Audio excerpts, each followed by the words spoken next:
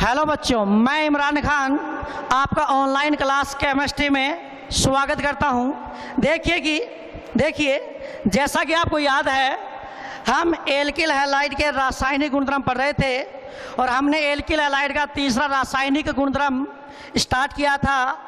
और वो क्या था भाई? एल्किल हैलाइड की धातुओं के साथ अभिक्रिया।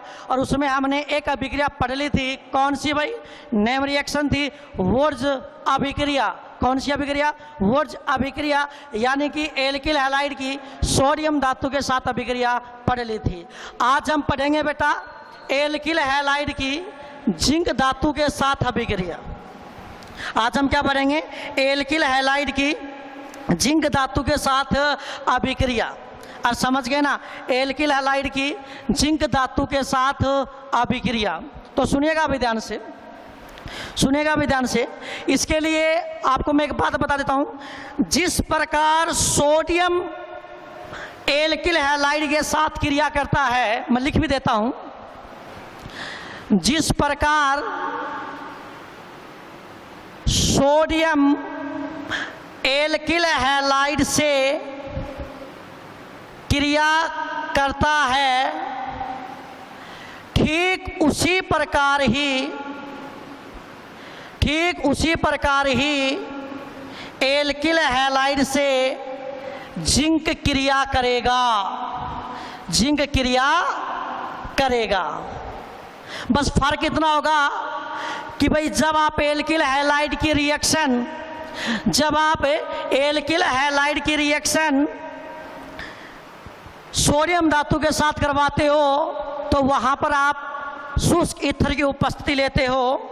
और यहां पर मैं आपको एक बात बताऊंगा कि जब आप एल्किल हैलाइड की रिएक्शन जिंक धातु के साथ करवाओ तो आपको शुष्क ईथर की उपस्थिति काम में लेने की जरूरत नहीं है, क्योंकि वहां पर शुष्क ईथर इसलिए काम में लिया था क्योंकि जो सोडियम है वो हाई रिएक्टिव मेटल होती है, अत्यधिक क्रियाशील धातु होती है। जबकि जो जिंक है, हालांकि जिंक भी क्रियाशील होता है, लेकिन सोडियम और जो लिथियम वगैरह होते हैं उनकी तुलना में जिंक बहुत ही कम क्रियाशील होता है। इसलिए यहाँ पर आप शुष्क ईथर काम में ले भी सकते हो और नहीं भी ले सकते। तो यहाँ पर आपको शुष्क ईथर लिखने की जरूरत नहीं है। बस याद ऐसे कर लो, जिस प्रकार सोडियम एल्किल हैलाइड से क्रिया करता है, जिस प्रकार सोडियम एल्किल हैलाइड से क्रिया करता है, ठीक उसी प्रकार जिंक भी एल्किल हैलाइड से क्रिया करता है।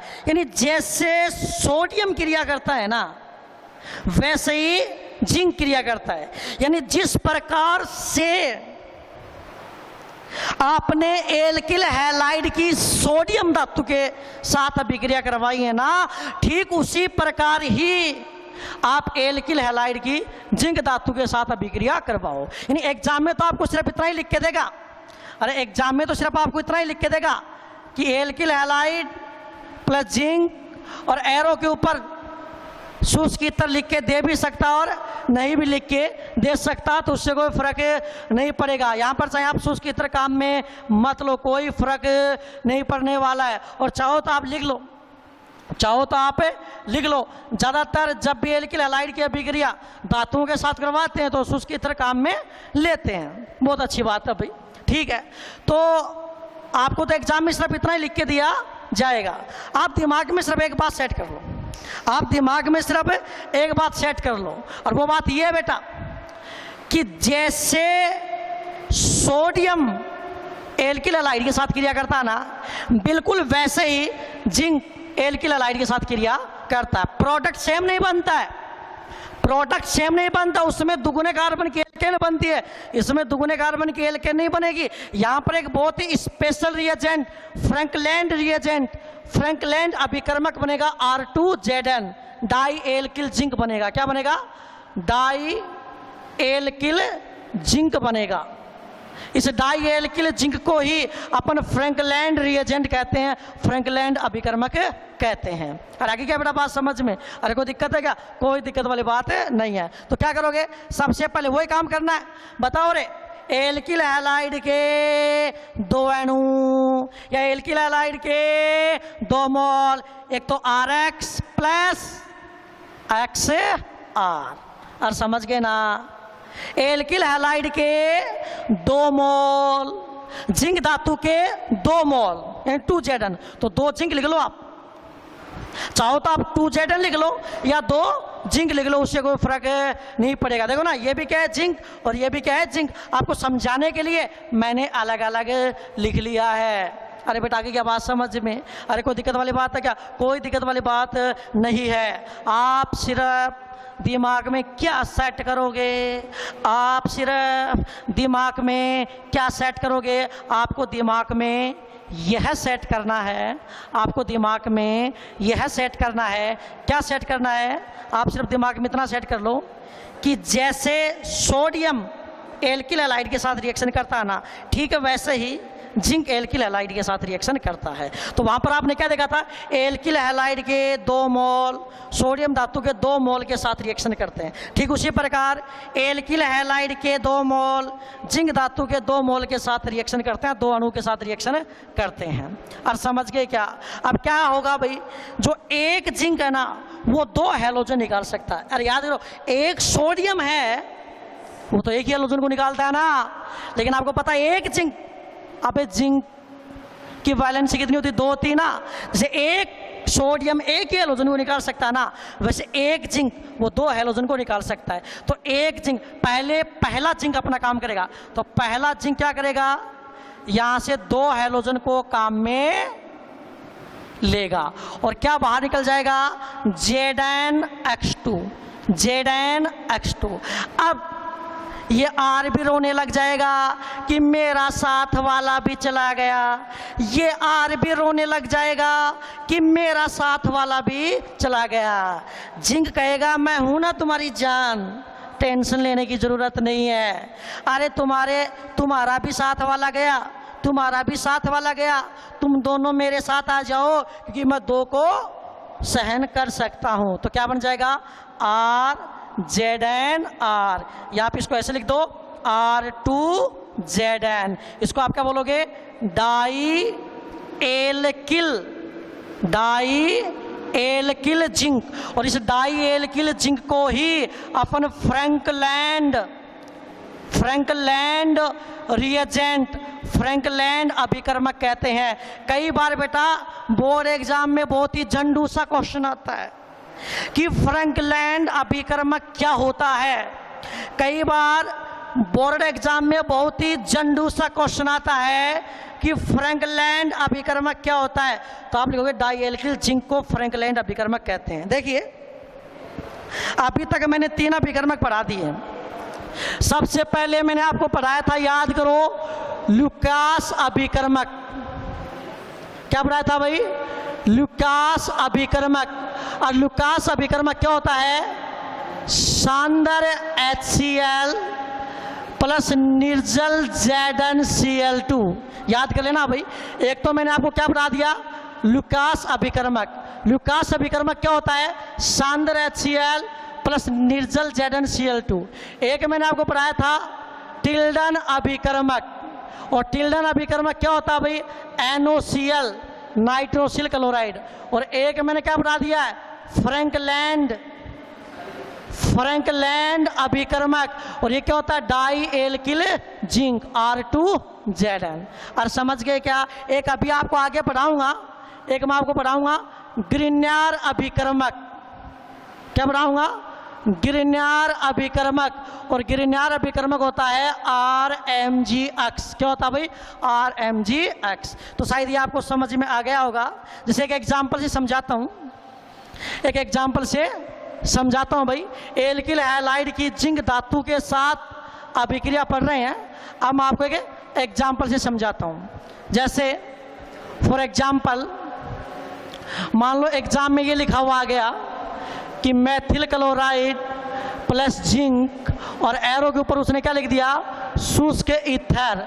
तो आपको सिर्फ वही बात दिमाग में सेट कर लो, जैसे सोडियम एल्किल हैलाइड के साथ रिएक्शन करता है, ठीक है वैसे ही जिंक एल्किल हैलाइड के साथ रिएक्शन करता है। तो मेथिल क्लोराइड के कितने अणु, 2, एक तो CH3Cl प्लस एक ClCH3। और Zn कितने, 2, Zn। क्या करोगे रे, एक तो ZnCl2 बाहर निकालोगे तो ये तो बाहर क्या निकल जाएगा, ZnCl2 जिंक क्लोराइड, और क्या बन जाएगा रे, CH3 ZnCH3, या ऐसे भी लिख सकते हो इसको, CH3 का ट्वाइस और Zn डाई मेथिल जिंक, ये भी क्या है, फ्रैंकलैंड अभिकर्मक है। अरे भाई आर की जगह तो कोई भी एल्किल समूह आ सकता है, अरे कोई दिक्कत है क्या। तो ये हो गई बेटा एल्किल हैलाइड की जिंक धातु के साथ अभिक्रिया। अब नेक्स्ट अभिक्रिया पढ़ेंगे भाई, अब नेक्स्ट अभिक्रिया पढ़ेंगे, अब नेक्स्ट अभिक्रिया पढ़ेंगे और वो है एल्किल हैलाइड की लिथियम धातु के साथ अभिक्रिया। लिथियम धातु के साथ अभिक्रिया, सुनिएगा भाई, एल्किल हैलाइड की लिथियम धातु के साथ अभिक्रिया। एल्किल हैलाइड की लिथियम धातु के साथ अभिक्रिया, और ये जरा हटके है, जरा हटके, जरा बच के, जरा हटके, जरा बच के। अब इसमें वो काम नहीं होगा जो काम हमने सोडियम के साथ किया है, इसमें वो काम भी नहीं होगा जो काम हमने जिंक के साथ किया है, ये जरा हटके है, इसमें कुछ नहीं, नॉर्मल सी रिएक्शन है। ये क्या है, एल्किल हैलाइड है, इसकी रिएक्शन डायरेक्ट लिथियम के साथ, और ये तो क्या है, अत्यधिक क्रियाशील धातु है। तो अभिक्रिया में किसकी उपस्थिति, ड्राई ईथर, शुष्क ईथर की उपस्थिति काम में लोगे, तो क्या होगा, कुछ नहीं होगा, यहाँ से Li और यहाँ से X, तो LiX बाहर निकल जाएगा, और इस बैलेंस, क्योंकि यहाँ से X संयोजकता खाली हो जाएगी R की, उसको कंप्लीट करने के लिए Li के 2 अणु काम में लेंगे भाई। तो क्या होगा, यहाँ से एक Li, यहाँ से X, तो बाहर लिक्स LiX लिक्स, और क्या बन जाएगा भाई, R और R के साथ Li, ठीक है ना। यानी कार्बन के साथ क्या जाएगी, धातु, तो ऐसे यौगिकों को अपन बोलते हैं कार्ब धात्विक यौगिक। क्या बोलते हैं, कार्ब धात्विक यौगिक। यानी आप ऐसे याद कर लो, जब भी धातु कार्बन के साथ बॉन्ड बनाता है, जब भी धातु यानी मेटल और किसके साथ बॉन्ड बनाता है, कार्बन के साथ बॉन्ड बनाता है, तो ऐसे कंपाउंड, ऐसे यौगिक होते हैं कार्ब धात्विक यौगिक, और इसको अपन क्या बोलेंगे, एल्किल लिथियम। इसको अपन क्या बोलेंगे, एल्किल लिथियम। क्या बोलेंगे बेटा अपन इसको, एल्किल लिथियम बोलेंगे। अरे आगे क्या बात समझ में, कोई दिक्कत वाली बात है क्या, कोई दिक्कत वाली बात नहीं है। अरे जरा हटके है, अब वो गलती मत कर देना, इसमें एल्किल हैलाइड के 2 अणु काम में नहीं लेने हैं, इसमें एल्किल हैलाइड के 2 अणु काम में नहीं लेने हैं, ठीक है। फॉर एग्जाम्पल, जैसे मान लो आपने ले लिया CH3I, ठीक है ना, R की जगह मैंने क्या ले लिया, मेथिल, और X की जगह मैंने हैलोजन आयोडीन काम में ले लिया। इसका नाम क्या है, मेथिल आयोडाइड। क्या भाई, मेथिल आयोडाइड, ठीक है। प्लस इसकी अभिक्रिया किसके साथ, लिथियम धातु के साथ, और किसकी उपस्थिति में, शुष्क ईथर की उपस्थिति में। एग्जाम में सिर्फ आपको इतना ही लिख के देगा, तो आपको यहाँ पर कितने अणु काम में लेने हैं, 2, तो बाहर क्या निकल जाएगा, LiI प्लस CH3Li, तो क्या बन जाएगा, मेथिल लिथियम। और ये भी क्या है, कार्ब धात्विक यौगिक है, क्योंकि इसमें धातु है, उसने कार्बन के साथ बॉन्ड बना रखा है। हाँ, आपने पीछे ये जो डाई एल्किल जिंक पढ़ा है, ये भी कार्ब धात्विक यौगिक ही तो है। अरे भाई ऐसे तो ये जिंक R, ये क्या धातु है, इसने कार्बन के साथ बॉन्ड बना रखा है, ये धातु है, इसने कार्बन के साथ बॉन्ड बना रखा है, तो ये भी क्या है, कार्ब धात्विक यौगिक। यानी आप तो दिमाग में सोडियम के अलावा ये जितनी भी मेटल होती हैं लगभग एल्किल हैलाइड के साथ रिएक्शन करके क्या बनाती हैं बेटा, कार्ब धात्विक यौगिक बनाती हैं। इनको इंग्लिश में बोलते हैं organo metallic compound, organo metallic compound, कार्ब धात्विक यौगिक। और आगे क्या बात समझ में, तो ये हो गई बेटा एल्किल हैलाइड की लिथियम धातु के साथ अभिक्रिया। और आगे क्या बात समझ में, कोई दिक्कत वाली बात नहीं है, कोई दिक्कत वाली बात नहीं है। इसकी एक खास बात बता दूं, अगर आप कहो, इसकी एक खास बात बता दूं, यदि अगर आप कहो तो इसकी खास बात यह है बेटा, इस सब बिगड़े की एक खास बात बता देता हूँ, ठीक है। इस सब बिगड़े की एक खास बात बता देता हूँ, ठीक। पहले बताओ यार बिगड़ा तो याद हो गई क्या?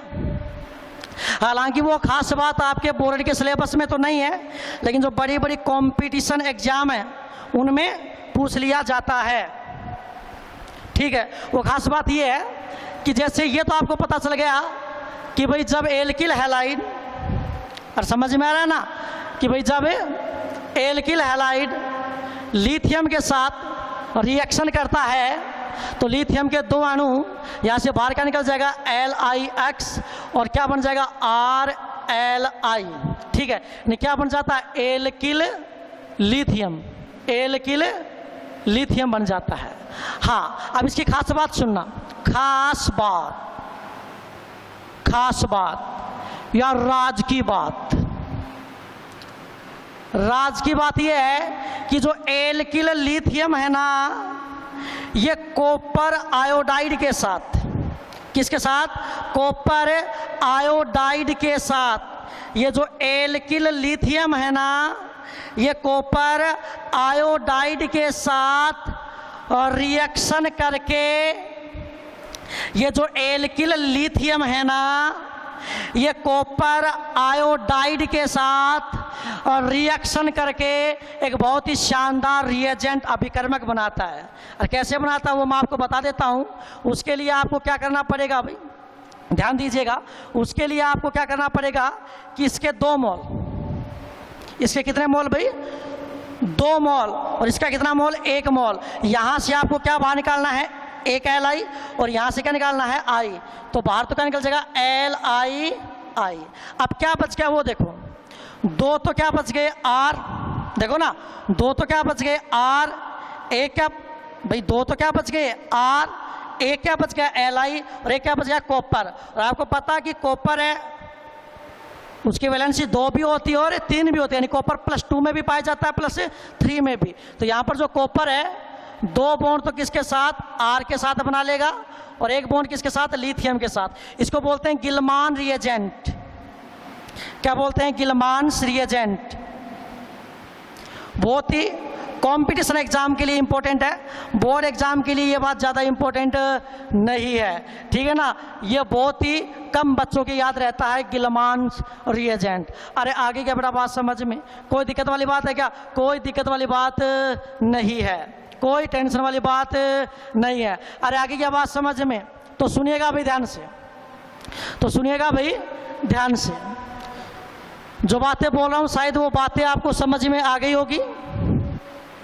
जो बातें बोल रहा हूँ शायद आपको वो बातें समझ में आ गई होंगी भाई।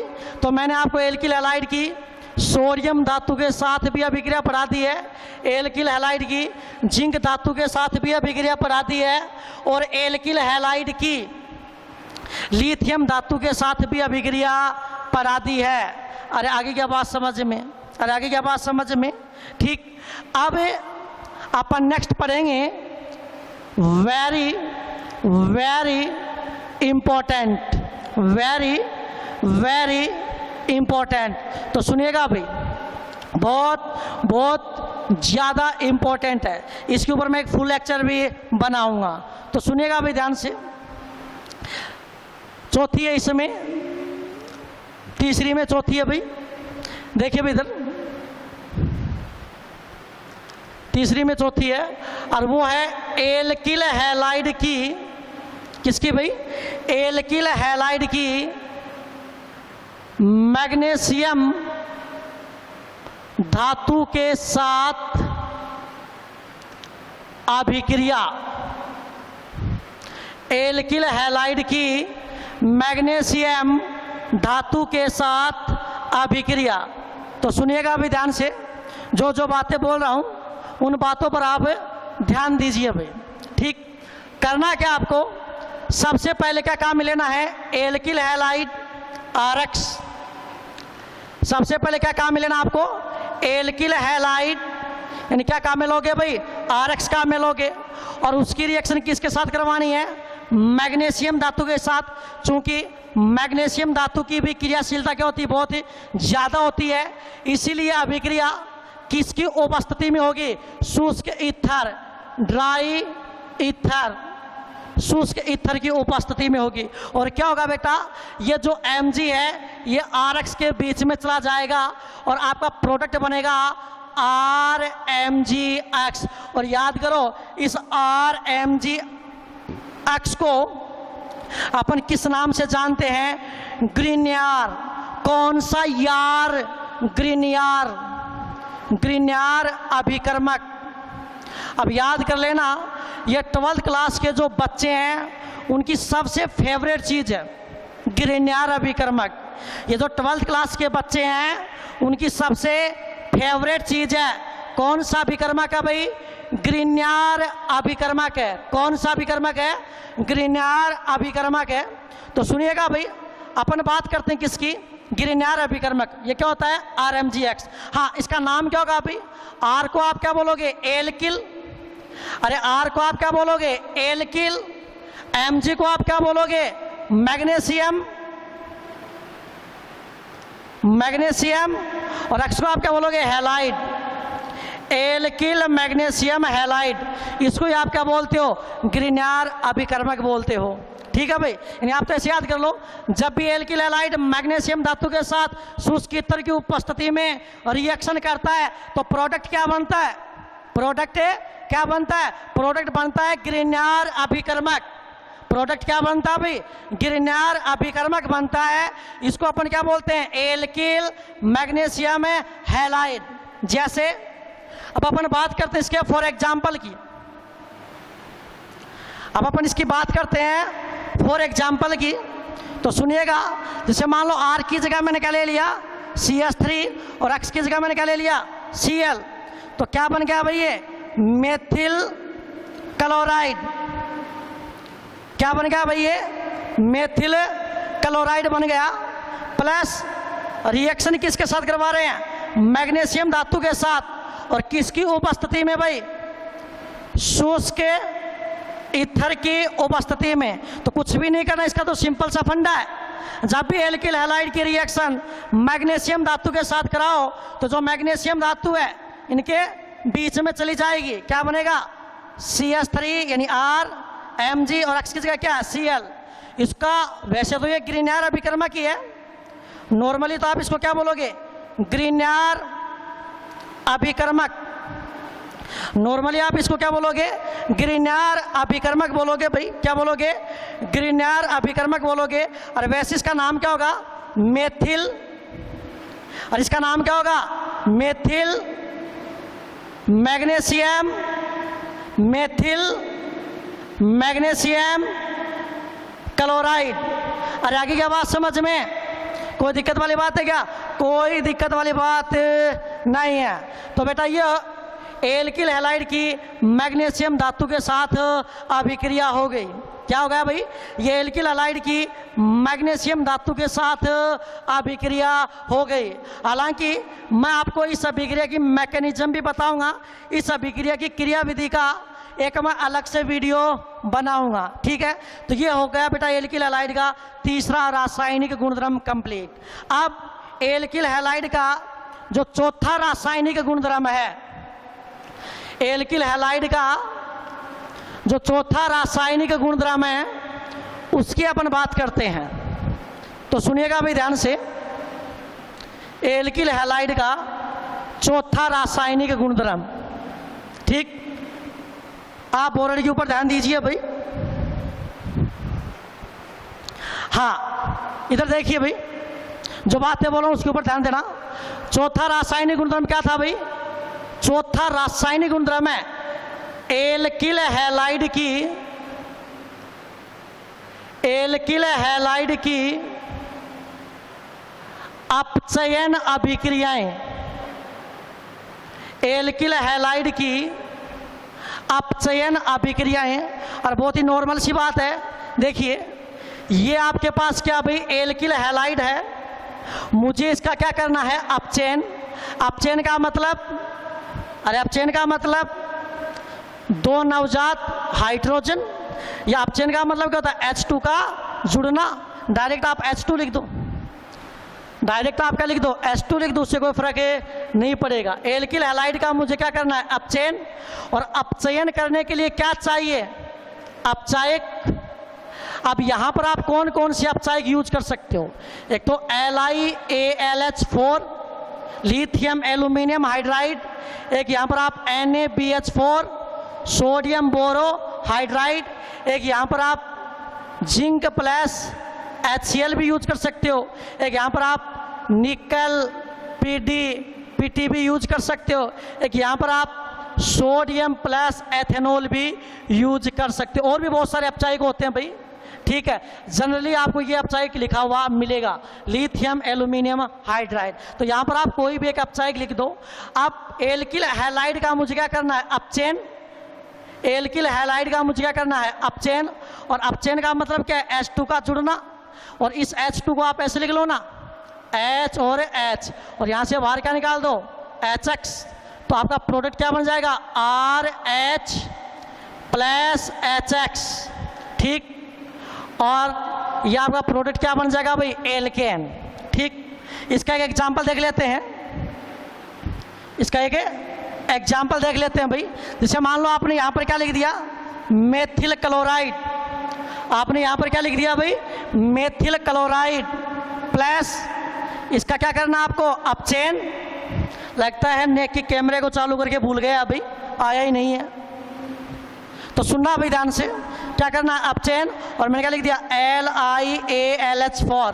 तो काम वही है, HH लिख लो। यहां से बाहर क्या निकाल दोगे? HCl।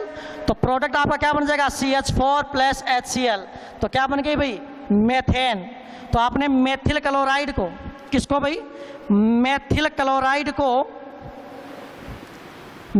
क्लोराइड को और किस में चेंज कर दिया भाई? मेथेन में चेंज कर दिया।